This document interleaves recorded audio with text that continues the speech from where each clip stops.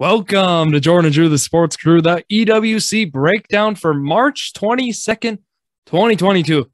This ends up being the last EWC Breakdown covering games that took place as basketball season's over. State basketball was last week, wraps it up, and it was a great time, Robert. Overall, I mean, both of us were there.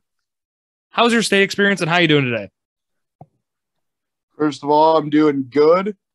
State experience, it's always one of my favorite times of the year. So, yeah, it was just good to get back in the Kohl Center. I have missed that the last couple of years, so that was awesome. Yeah, same here. Both of us, like I said, were able to attend the event, and yeah, it was a lot of fun. Myself, Drew Skyberg, and then, like I said, Robert Shimek. Yeah, we enjoyed state today or this past weekend, and let's talk a little bit, though, because there was not a lot of people who ended up being at the events compared to past years. And yeah, the numbers came out for attendance. We'll start with this here. A total of people that were at state for all the sections, or the sessions, I should say, 58,508. And then the last time we had the full 15 games played at the Kohl Center was 2019.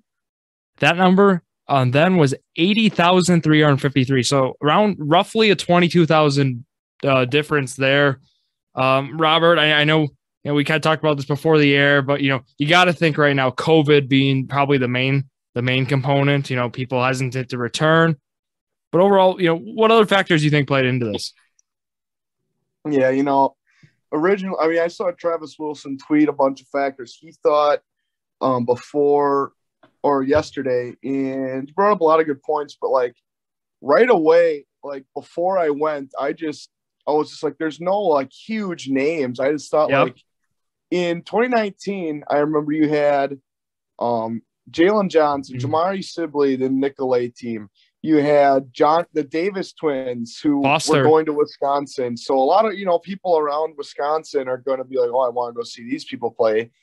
You had the bad boy Pergolders from Milwaukee, Washington, and they were there 3 years in a row, and they were so good. And you knew they'd play La Crosse Central and then probably play Nicolay. You had with Michael Foster and Deontay Long, and then you just had a lot of other guys and you had just not better teams, but just more star players. So that's a reason. Obviously, you said. I just think COVID, people just got used to not going probably to Madison, the Kohl Center, and, they've got used to watching streams. And this year, in the past year, streams have just become very prevalent. And I think it's obviously a great thing. You can just go back and watch any game, or you can watch most live stream games. But, yeah, I just think people just will get comfortable and say, no, I mean, why spend, a bunch of money on tickets and gas and hotels and all this. No, I can just sit and watch it at home and, do that. So I think that's probably one of the couple main reasons. Yeah, I'd like to see the TV broadcast numbers because I'm kind of intrigued. I wouldn't be surprised maybe if those were even up based on, how it's been. But yeah, there's a lot of factors, March Madness, however, is not really one. It's always usually around this time with March Madness, but I saw the point maybe with, Wisconsin being at at Pfizer Forum. But again, I don't know how much that really play into that. But yeah, like you said, bigger names in years past. But there were still, some decent names here. A couple D1 guys here and there, Trimble, Hurdle, some guys who we could see maybe, play a bigger role for some bigger squads. But yeah, overall, though, I mean, I think it was still a great event. And there were just, some people on Twitter, I'll mention just things that were said were very interesting. I know there's a push by a lot of people because there's this, the Kohl Center, they say UW-Madison itself doesn't really care about the state games for WIAA. They want to move to Green Bay because they say the Resch Center cares. Robert, what do you think about, those statements? Well, I'll say this, though. I've always thought I've always thrown around the term magical with high school sports and high school, yeah, college is great. NBA is great, but it's always just high school sports. It's just to mean something to a community and to Madison. I've always thought even on their WIAA broadcast, they always say the magic of March. And I've always thought like, oh, it's just been kind of like magical down there. And like every time you go, there's just like a different, State Street's always packed. It's always like, people are lined up outside. But I don't know, for this, I walked down State Street once this weekend. It just seemed empty. And I don't know what the reason was. Maybe it's just because UW-Madison's on spring break, less students around, but it just seemed more dead. But for the Resch Center to host, I don't know how that would be possible. Exactly. Because, like, for the D1 night sessions on Friday and D1, D2 night sessions on Friday and Saturday, it's just not going to be enough room. And it's just like, UW-Madison might not be like that excited to host it, but it's just like, I don't know where it's just, there won't be enough room. It's just exactly. How it is. And yeah, I don't know. Let me cut you off here, but that's exactly the point, because that's kind of what I was thinking exactly. Because I know this year they would have been able to fit everyone in the Resch Center, but in years past, when there are nearly 15,000 people at a Saturday night session, you're not going to be able to fit everyone there at the Resch Center. I know that Green Bay's been more accepting to have it. I know they have great feedback always with the girls tournaments, with how like welcoming they are to, WIAA and like the athletes and such. But yeah, it's plain and simple. There's not going to be enough room. And also another point is, football, for state football, they play at Camp Randall. They don't fill, probably 1/10, maybe 10% capacity. Yeah, exactly. And, I don't think the capacity things is an issue. It's about, rewarding these athletes with this amazing experience. Like, championship Saturday, like classic intros that players get. I think, stuff like that is just what makes, like you said, magical. So I really hope they keep it there, but certainly, I don't know if this is something the WI needs to worry about yet. Because again, like we've mentioned, streaming services and such, other factors, especially with COVID. But I know there are some, proposals that fans were thinking of. And, the one of them that comes to mind that even we were talking about before was, the whole 4-division, thoughts where there's 4 divisions, maybe you add some more D1 teams, you bump up to D5. I know even Travis Wilson was talking about this on Twitter. Robert, do you want to go more in depth with that proposal and kind of, weigh in what you think about that? Well, yeah, I just know like the WIA, like they're not going to change their divisions, like Travis Wilson said, just because they think it could help numbers. I don't know. It's just really messy. It's just, you just have all these keyboard warriors really mad when private school teams are winning, when, schools like that are at the top of the division, like Division 4, Division 3 are beating schools at the bottom of the division. Like, there's a lot of examples where people can always just find an issue with the system because it affects them, or it, maybe they're getting a raw end of the deal. So it has to change for everybody. But yeah, they've looked at it. I think, like, I remember when it was still 8 D1 teams. I just think, it'd just be more entertaining to watch. They get more numbers. But yeah, I just think you bring back the 8 teams, and then you put your bottom X amount of teams in D4, and then it's just split between D3 and D2. So it's just, that's something they've looked at, but it's just, it's so hard. I don't see them going. I don't see them going from D5 to D4. I don't know, just because I just don't think they have a strong enough argument. They don't really need to right now, because I still think, like, regardless of down ticket number sales, like, boys basketball is still extremely profitable. It's the most profit sport in the WIAA, I believe. And a lot of, like you said before, I know, like, track, it's the most attended event, but they lose, like, I think like $200,000 every year I saw just to host the event, just because it's not televised. So, at the same time, they're still making a bunch of money off because they get a ton of viewers watching it. And I don't know. So I think they're okay right now. It's just a lot of overreacting people on Twitter and just stuff like that.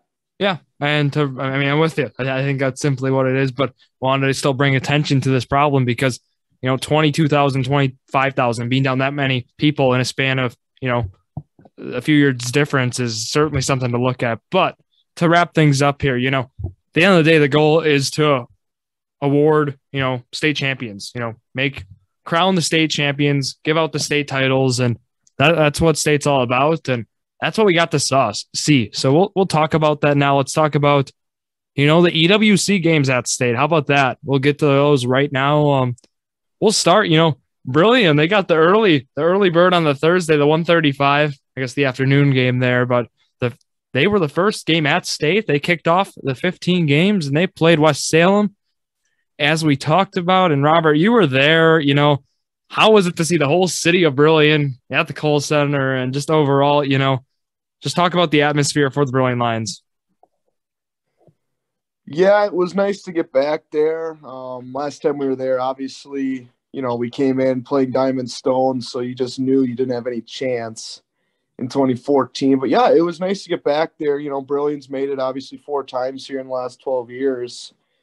But yeah, it was nice to see a lot of students, a lot of fans come, and yeah, it was just kind of weird. It's just, you just fill the place. And I originally thought, I was like, wow, I normally don't sit up in the parent sections. I normally sit in the middle above the scores table. And yeah, so it was just a weird angle, just when you don't sit there normally. It was just kind of a weird angle to watch a game, kind of in those bad seats. But other than that, it was all right. Yeah. Let's talk, about the game now. What that West Salem team. Wow. I mean, they were something. I was able to watch, on my phone, because I had school that day, but, wow. I guess just that West Salem team was impressive. The McConkeys, of course, rebounding wise, especially for this West Salem team as well. Peter Latos, those two combined had 26 boards, and, Roncalli as a team finished with 35. So it just showed, they were very physical. I mean, we talked about it, right? The physicality of this West Salem team certainly proved to be kind of tough for this Brillion Lions squad, but, credit where credit's due. Jeremy Lawrenz, talk about, showing up in the spotlight. Wow. He had probably one of the better games I've seen at state, all around. And just, wow. Impressive stuff from Lawrence, but, what did you all think about the game, Robert? Yeah, first off, West Salem's just, they're a really good team. We talked about their schedule earlier in the year. They obviously probably didn't play a lot of tough opponents, but, Brillion lost to them by 10. Most games were 30, 20, 40, even some 50 games. So, Brillion, yeah, they got them to 10. And a lot of times, Brillion came out slow. Like, I expected them to. They've came out slow every single game. I just don't know why. But, yeah, they just got kind of beat on the boards early. And, Lawrence had 9 blocks. And some of the blocks, they just block it off the backboard. And then it'd land right in somebody's hand. They lay it in. Or it's just like, Jeremy blocks it. And then he's out of position to rebound. And other people out of position. So, several times that happened. A lot of times it just, I don't know. It just seemed like they had always had position on us, or we'd finally have position. It'd go over our heads, be a long miss. But yeah, just they were the better team. It was just plain and simple as that. They just had 1 through about 9. That guys who were all the same that could score. Who was it? Number 4. Who came off the bench was like Marion Henderson. He was something else as a sophomore. He honestly, like, he was a 6th man, I believe. He was in the 2 games I watched, he was probably one of their better players. They had so many good players who could light it up, but he was one of the guys that stuck out to me as their 6th man. He was tough, hit some threes, and I just thought for Brillion, they got it to within 2 in the first half. Parker Brown had a 3 that kind of rimmed out. And then they came down, hit a shot, and then it was a 6-point game. And then going into halftime, just kind of a messy play. I'm pretty sure the guy traveled. It looked really weird, maybe not, but he regained his footing and hit like a 5 feet behind the line 3 at the horn to put them up 9 going into halftime. And that's a big difference. You get momentum going in the half. The next possession, they come out of halftime, they bank in a 3. So it's just right there, just 2 things. It went from a 6-point game to a 12-point game. And it pretty much was just a 12 to 15 point game the whole second half. And Brillion, they got to within 10 to end the game. But yeah, it's just, I don't know. Brillion didn't shoot particularly well. They kind of got banged up. Bennett Olson, and Keaton Holly and Grady Geiger all had blood issues. But it was what it was. They were just, for 1 versus 4, Brillion kept it, pretty close the entire game. They were just a couple baskets away from just competing with them. They really were. And I was going to mention, blood was shed in this game. This was a battle for sure. I mean, it was something else, but yeah, the Brilliant Lions, they shot 2 for 11 from 3, compared to West Salem 7 for 29. I know West Salem put up 29 threes in a game against Brilliant. That's how they wanted to win. And, they made the 5 more threes than them as well. But yeah, the big thing was also the rebounding. 46 to 35 was the rebounding battle, with West Salem winning that. So, stats were pointing in their favor to win this game, especially with the rebounds. And, they were one of the better D3 rebounding teams I've seen, just based on, 1 through 5, able to just secure rebounds, especially offensively. I know you mentioned with Jeremy Lawrenz, his 9 blocks, he'd block it, and then sometimes we'd see our player pick it up, something like that. But that's just how it is sometimes. But yeah, Jeremy Lawrence, like I said, he impressed a lot of people I know on the big stage. So, congrats to Mason Banky also. I thought, played particularly well, played very well for his last game as well. But, anything else, Robert, about this Brilliant West Salem team? For sure, we'll see Brilliant, I think, back next year. Yeah, I mean, it's a long ways away, but you'd hope, you get there this year. It's kind of a standard, when you have everyone besides Mason Banky coming back and several good players coming up, you hope you get back, but you never know. You never know what can happen. You still got to play the games. But yeah, I guess really didn't talk about Jeremy too much. I mean, he is just obviously, he's still got another year left. So, it might be premature, but he's one of the best, probably a top 2-3 player as of now we've ever seen in the EWC. And he just lived up to his expectations in that game. And pretty much. I was trying to think overall the players I've seen who was the most impressive. He was definitely up there. Hurdle had a really good first game. Andrew Rohde from Brookfield Central was very good. Trimble played decent, him and Stephen Clay the first game. But other than that, he had the Randolph kid. But, he had to be probably the one of the better performances at state this year. But, yeah, just hopefully they're back next season and they can build on what they did this year. Exactly. And yeah, talk about – I just got to say one more thing about Jeremy here before we talk about Roncalli. Think about the leap he made right now from sophomore to junior year. The sky's got to be the limit from junior to senior year, right?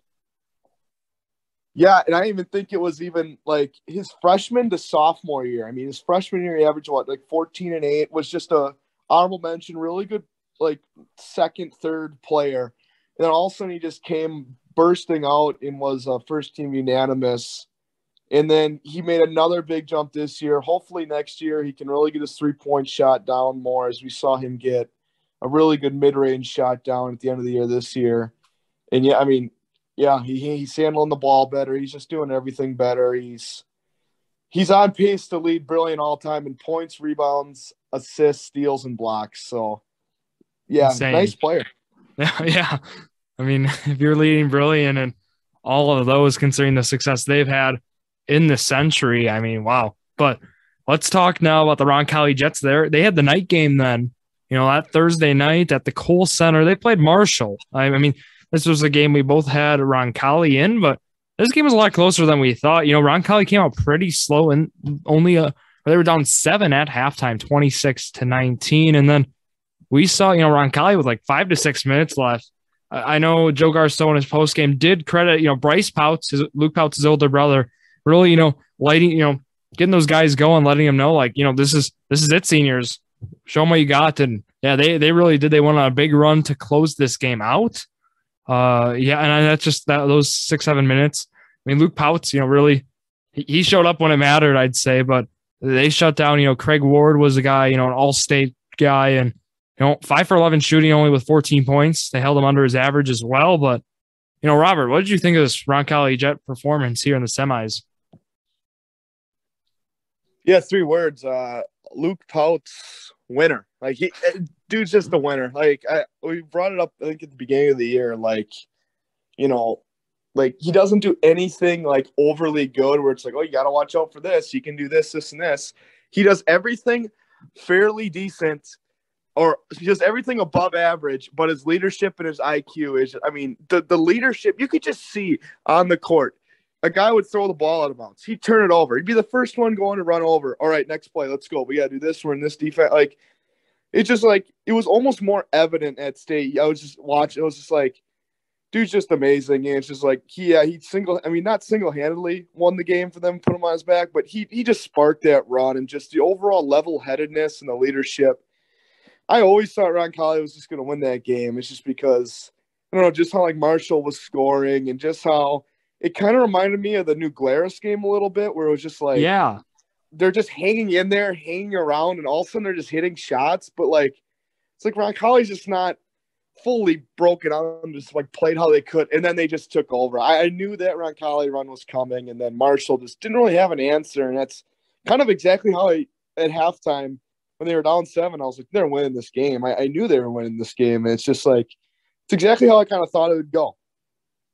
yeah. I mean, I thought Roncalli, would eventually win this game, and they did. And some other balanced scoring as well. Stengel, Yonda, Witzak, Fisher, like seeing those guys be very, having that balanced scoring attack as well. All those guys near the double-digit range has been extremely effective, I think, for this Roncalli team. Just that balanced scoring along with Pouts leading the way, just proved to be the difference. And let's talk about championship Saturday. Robert, Milwaukee Academy Science, the Novas, the number 1 team here.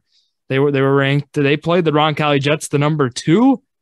And, wow. I mean, a lot of people question how Roncalli would handle the overall athleticism and just the firepower that Nova team has of Milwaukee Academy of Science. But, the Jets hung in there, and they proved a lot of people wrong. And they took care of business, I'd say, in this game, especially in the second half. But, what they were able to do, I'd say they almost, building kind of like a wall, of course, with guys like Tayshaun Bridges, just, his dominance, and then Nasir Beeman as well. I mean, those guys just forces in the paint.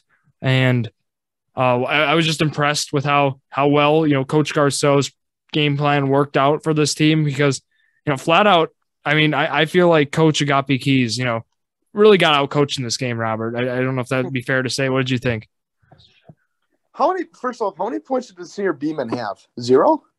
Nasir Beeman, he ended up with 0 points in the state game. He fouled out, actually. What a joke. So first off, 7 turnovers as well. Should add that in there. 0 for 7, 7 turnovers, 5 fouls. Is that good? Is that bad? Yeah, that's pretty bad. So first off, I don't know, just coming into this game, obviously, like you said, like a lot of people are just like, oh, you saw all over Milwaukee Academy of Science. They have this player ranked here, this player's came from here. Like all media attention was on them and all the buzz was on them. So it's just like, obviously everyone's picking them to win. I literally said before the game, I was like, I think Roncalli can win this game and will win this game. I just had a really good feeling they'd win the game. I knew it'd be a close game, but I knew they were going to win just because I just thought the one time I saw Milwaukee Academy of Science, I saw them play twice this year. They looked bad both times. They looked like they just won because the other team just kind of gave them the win by playing their way. I knew Roncalli wasn't going to do that. They slowed them down. They got a good shot every time, and they handled the ball. And it's just like when you got a guy like Luke Pouts who can do that, handle the ball as your 6'5" forward who does everything, and then guys like Reese Stengel, Witzak, and just other guys, Yonda, they just really handled the ball well, and they never really got into their pressure. And one thing I really couldn't understand was like, Milwaukee Academy of Science, like that's what they do good. They pressure. Like Tayshaun Bridges, one of the first defensive plays of the game, he like picked, I don't know, it was somebody's pocket at half court and just went for a layup. You saw him playing Cameron, although Cameron is not at the level of Roncalli. They were just stealing it from him at half court every time and getting a layup. So it's just like they stopped doing that in like the early second half. And I just like really didn't like understand why they just they kept going away. And like once they stopped doing that, Roncalli just went on that run in the early of the second half and got it up to like 12, 14. And then all of a sudden they went back to the pressure and they could just never get that back. So it's just like when you just let Roncalli set up their offense and set up their defense against this team, yeah, give me Roncalli. Like it's exactly what they did, walled them up. I mean, Tayshaun Bridges isn't a good shooter to begin with. So, he obviously didn't start hot, so you had to load the paint, and he was trying to get his shots forced up. And it's just the horrible, horrible shots that Roncalli forced Milwaukee Academy of Science to take. It was just evident, and, you can say, oh, they just had a bad shooting game. I mean, they went like 10 for like 47 or something. It was just, or 12 for 40. It was bad. And it's just like, yeah, it was just mostly the Roncalli defense. I don't even thought it wasn't, you just can't blame it on a bad shooting game. The shots they were taking were just brutal. So when they're taking bad shots, you just can't say, oh, they just shot bad. It was just a really defensive masterpiece from Joe Garceau and the Roncalli Jets. You want to hear, Robert? 12 for 50, 24% from the field. What a Jesus. For the Novas. I knew it was 12 or 10 for 40, 50. So it was bad. Yeah. One thing I want to point out, though, with Roncalli offensively, the way they were able to utilize the pump fake, they were getting guys jumping left and right. I believe one play, I think it was Stengel maybe. There was 4 guys. They jumped all around. Yes. They jumped past him. It was incredible. And then they went back to it again and again. Yanda did it. Witzak did it. Pouts did it. It was something else. Just Roncalli played, smart, fundamentally sound, and just like overall, they impressed a lot of people. They were just playing smart basketball, and that's really what won them this game.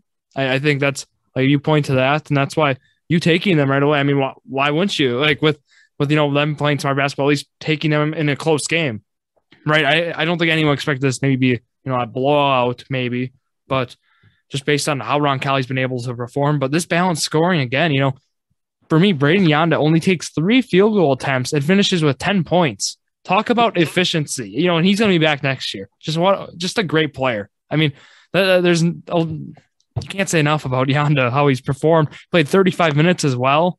And yeah, he played excellent. Fisher finished with 10 as well.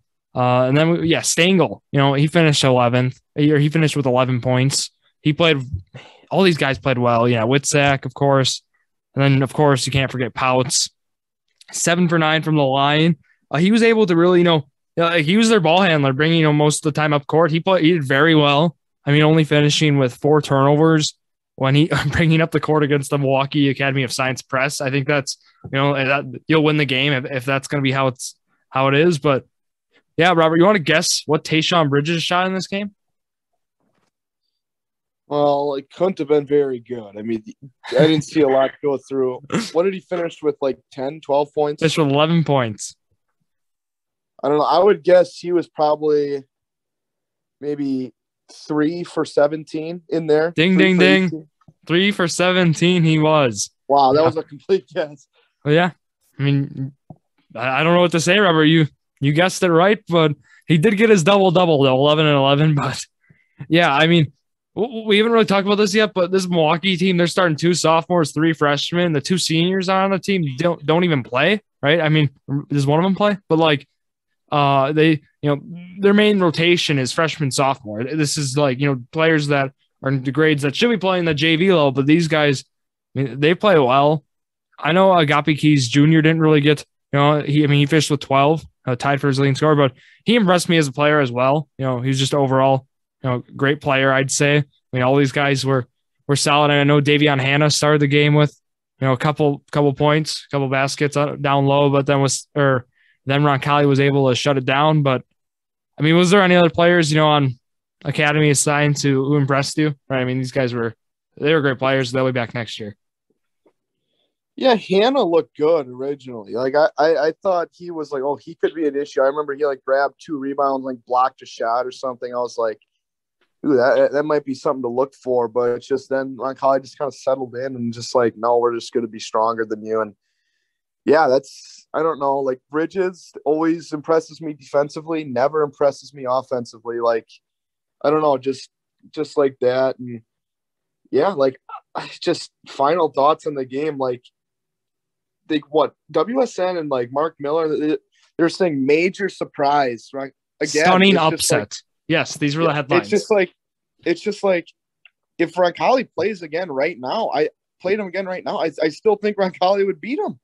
It's just I know they shot terrible, but unless they do something drastically different, unless they're just on 1-1 game and just hitting a bunch of shots, if Milwaukee Science plays the same way they do again against Roncalli, they're not going to win. It's just you can't beat a team like that playing like that, especially at State when everyone's, it's their last game and they're, not going to like.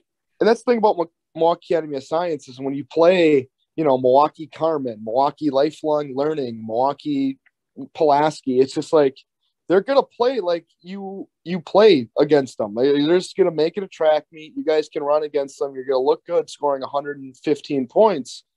But at the end of the day, it's just like that's not what wins state championships. That's not what wins at the Kohl Center against your best teams. And Roncalli just playing that way all year, playing a lot of good teams and, Brillion, Denmark, Iola, Scandinavia, Marshall. It just really proved that they were just the better team in the end. I still think right now they're the better team.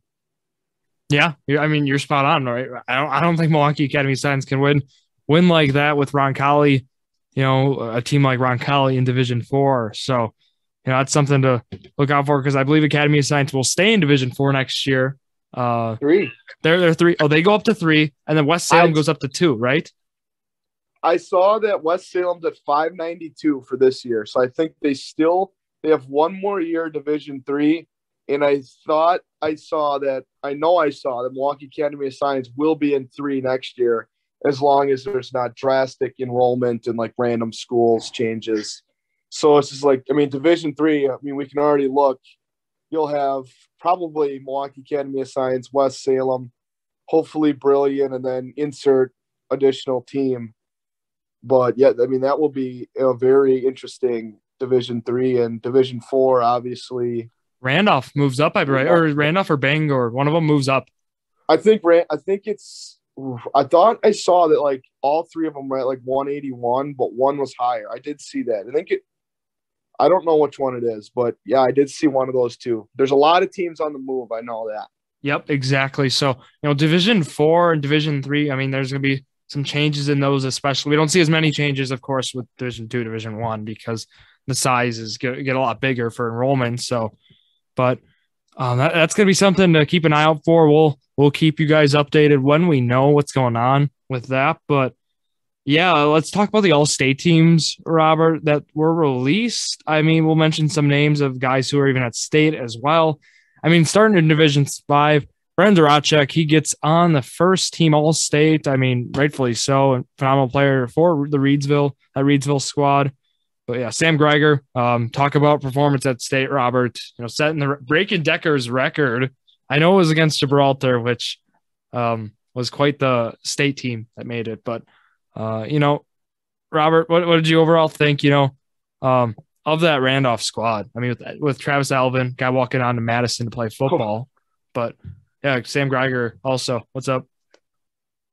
Yeah, so, I didn't see their first game. I was driving down from Oshkosh on early. So I was like kind of watching it, kind of not. But like, yeah, that their championship game, like Alvin was just alone. Holy smokes. I immediately thought, I was like, where's that guy going to play football? And then I saw, yeah, he's walking on or playing at Wisconsin or whatever. And I was like, yeah, rightly so. He just looks like a football player, just dominated down low. And yeah, is it Greiger, you said? Yep. Yeah, he was just a solid player. Obviously didn't have quite as big of a game in the championship as he had in the semifinal. But yeah, you could see it. Definitely, I think probably a D3 college player. I'm not sure if he's signed yet or where he's going, but yeah, he was impressive. They haven't said where his offers are, but yeah, I certainly think he has D3 all over him. I'm thinking WIAC. I think that's going to be probably, or hopefully he ends up in there because, he was an excellent player for that Randolph squad, the Randolph Rockets. But yeah, Division IV, no surprise. Luke Pouts made that squad. talk about some other guys. Miles Barnstable from Howard's Grove made it. Parker Prawl, the guy we talked about for Iola. Casey Verhagen of Sheboygan Lutheran. Just to name those guys. Elijah White also made it as an honorable mention. Division III, no surprise, Jeremy Lawrence makes it. And yeah, I mean, those two, two all-state players in the EWC, no surprise. I'll mention again, Lawrence and Pouts, both first teamers. But yeah, Robert, was there just to talk about state basketball now as a whole here? Was there a game of yours that was your favorite? Well, obviously it was the Brookfield and Menominee Falls game. I mean, I like Brookfield Central, always have, watching them through the years. They've always kind of been they just kind of been my team I root for when we go down there. So I was rooting for them. They pulled off a comeback. Menominee Falls, I don't know, Brookfield had to be down like 8 there late, and Menominee Falls misses 3 front-end bonuses, 7, 8, 9 fouls. So really convenient for Brookfield Central. Menominee Falls threw one out of bounds on an inbounds pass where it wasn't touched and gave Brookfield the ball again. Like, literally everything kind of went wrong, and it was like a really good game at the end. Like I said, Andrew Rohde set the state tournament record for D1, I think, with 55 points through 2 games. He's just amazing. University of St. Thomas got a steal. He was probably my favorite player to watch down at state. But yeah, and then I'm sure a lot of people saw the video. They get the ball, Menominee Falls. They come down. Seth Trimble shoots like a runner with his foot like right by the 3-point line, hits the backboard. Ball's like in the cylinder, basically through the net, but it just rolls out the weird spin it has, and Brookfield Central lives to see another day. I think that was definitely the best game. Nina Racine case was really good. I like that one. That one was a good game just because I felt like everyone was kind of rooting for Case just because they were clearly the underdogs. And Nina was just like, I don't know. They just could not seem to they couldn't make a free throw game. No, they couldn't like finish the game. And finally it's just JJ Pater was just too much. And a lot of good players from Nina. They were just too good in the end and they got it done. But yeah, I mean, I thought, lack of the big names, but it was still like very good games all around, and it was still very enjoyable. Yeah, I guess that you're spot on with that. But yeah, then my number 2 then is going to be that Nina Racine Case game. I was rooting for Racine Case. I was rooting for the Brumbies Case, and then of course Amari Judkins as well. But yeah, Emery Jr. from Nina shot 3 for 14 that game. It was a tough showing for him, but JJ Pater seemed to be like that consistent guy they had all state. Also, I want to mention Brady Corso as a sophomore.